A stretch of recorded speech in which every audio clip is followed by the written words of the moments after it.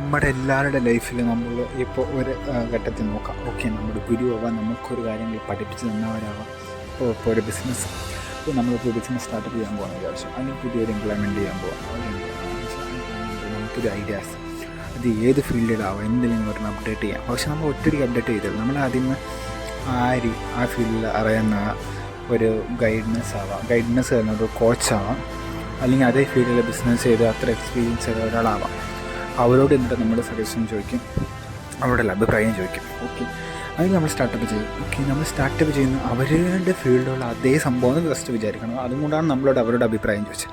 Startup ചെയ്ത് പോകുന്ന നേരത്ത് ഫസ്റ്റ് നമുക്ക് ആ ശത്രുക്കൾ കാണത്തില്ല. കാരണം എന്താണെന്ന് പറഞ്ഞാൽ, നമ്മൾ അവിടെക്കാരെല്ലാം ചെറിയതാണ്, നമ്മൾ ഇങ്ങനെ മെല്ലെ പോകുന്നു. പക്ഷെ നമ്മൾ ഡേ ബൈ സക്സസ് ആകുന്നതനുസരിച്ച് അവർക്ക് നമ്മുടെ അസൂയ തുടങ്ങും. കാരണം ഇവൻ എൻ്റെക്കാലം കൂടുന്നുണ്ടല്ലോ, ഇവൻ്റെ ഈ പോക്ക് പോയാൽ ശരിയാകത്തില്ല. ഓക്കെ, ഫസ്റ്റ് നിനക്ക് ശത്രുവിൽ നീ ലൈഫ് സക്സസ്സേ ആകത്തില്ല.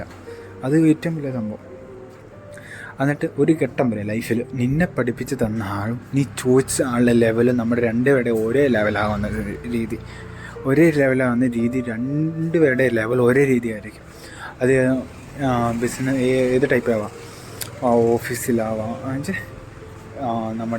നമ്മുടെ ഇപ്പോഴത്തെ ലെവൽ ആ രീതി വളർന്നിരിക്കുന്ന സമയത്ത് നമുക്ക് രണ്ട് ഓപ്ഷൻസ് ഉണ്ട്. ആ സമയത്ത് നമുക്ക് അവർക്ക് വേണ്ടി വിട്ടും കൊടുക്കാം. എന്നാന്ന് പറഞ്ഞാൽ, ഇപ്പോൾ നമ്മൾ രണ്ടുപേരും ഒരേ പ്രോപ്പർട്ടി എടുക്കാൻ പോവാം, രണ്ടുപേർക്ക് ഒരേ ഇത് സജഷൻ വന്നു, ഫസ്റ്റ് കിട്ടിയത് നമുക്ക്.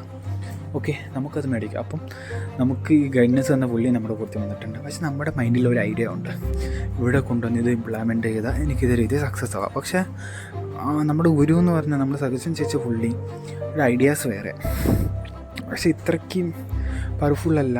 പുള്ളി നോർമൽ രീതിയിൽ ഇതാക്കി വെച്ചാൽ. പക്ഷേ അതുകൊണ്ട് നമുക്കൊരു കാര്യം ഉറപ്പുണ്ട്, ഇതുകൊണ്ട് ആ പുള്ളിയും ഗതി പിടിക്കാൻ പറ്റില്ല, നമ്മളും ഗതി പിടിക്കാൻ പറ്റില്ല. പക്ഷെ നമ്മുടെ കയ്യിൽ ഇപ്പോൾ ഒരു ഐഡിയ എന്ന് ഉദ്ദേശിക്കുന്നത്, ഇതും കൊണ്ട് എവിടെ നമുക്ക് എങ്ങനെ സക്സസ് ആവാം, നമുക്ക് ഇത്ര സക്സസ് ആയാൽ ഇതൊക്കെ ചെയ്യാം. അങ്ങനെ സക്സസ് ആയ ഇതിനൊരു പോയിൻ്റ് ഓഫ് ശതമാനം ഈ പുള്ളിക്ക് കൊടുത്ത് ഈ പുള്ളിയുടെ ലൈഫ് നമുക്ക് ഹെൽപ്പ് ചെയ്യാം. അങ്ങനെ ഒരു ഓപ്ഷനുണ്ട്. അതേ രീതിയിൽ രണ്ട് ടൈപ്പ് മനസ്സുള്ളവരുണ്ട്. ചിലവർ വിട്ടുകൊടുക്കും, എൻ്റെ ഗുരു അല്ലേ, അവർ നമ്മളോട് വിരോധിയാകുമോ, പക്ഷേ അവരെന്ത് വിചാരിക്കുന്നു ഓർത്തിട്ട് വിട്ടുകൊടുക്കുന്നവരുണ്ട്. ലൈഫിൽ അങ്ങനത്തെ മൈൻഡുള്ളവർ ഒരിക്കൽ ലൈഫിൽ ബിസിനസ്സിലേക്ക് ചത്താലും ഇറങ്ങുന്നതാണ് ഞാൻ പറയുന്നത്. അവർക്ക് ഒരു ഫീലായി സക്സസ് എന്ന് പറഞ്ഞ സാധനം കിട്ടത്തേ ഇല്ല. അതിന് 100% പറയാം. ആ സമയത്ത് നമ്മൾ രണ്ടും വിചാരിച്ച് നമുക്ക് കിട്ടിയ ഫസ്റ്റ് പ്രോപ്പർട്ടി മേടിക്കും, നമ്മൾ ഇംപ്ലിമെൻ്റ് ചെയ്ത ഐഡിയാസ് അവിടെ അപ്രൂവ് ചെയ്ത് ബിസിനസ്സിൽ സക്സസ് ആവും. ഓക്കെ, ഞാൻ എക്സാമ്പിളാണ് പറയുന്നത്, ഞാൻ ഒന്നും എടുത്തിട്ടല്ല പറയുന്നത്, അതാണ് ഇങ്ങനെ പറയുന്നത്. ഓക്കെ, ആ സക്സസ് ആയി കഴിഞ്ഞാൽ നമുക്ക് ഈ സമയത്ത് നമ്മുടെ പുറകെ കിടക്കുന്ന പുള്ളിയെ നമുക്ക് ഹെൽപ്പും ചെയ്യാൻ പറ്റും, നമ്മൾ സക്സസ് ആവുകയും ചെയ്തു. നേരത്തെ നമ്മൾ ആ മൈൻഡ് തിങ്ക് ചെയ്തിട്ട് വിട്ടുകൊടുത്താണെങ്കിൽ നമ്മളും ഇന്നത്തെ കിടക്കുന്ന ഗതി താഴെ തന്നെയായിരിക്കും, ആ പുള്ളിയും താഴെ തന്നെയായിരിക്കും. It means if you want to success in business, വേറെ ഒരുത്തനെ നോക്കില്ല, സ്വന്തം കാര്യം നോക്കി പോവുക.